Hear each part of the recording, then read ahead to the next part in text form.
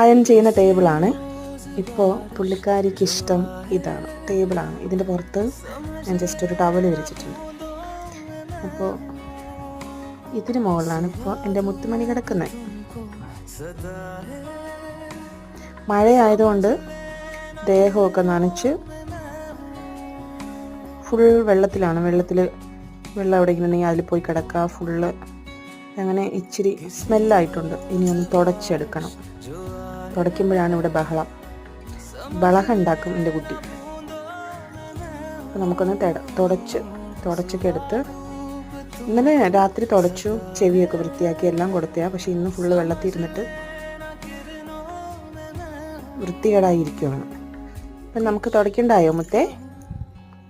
അതെ.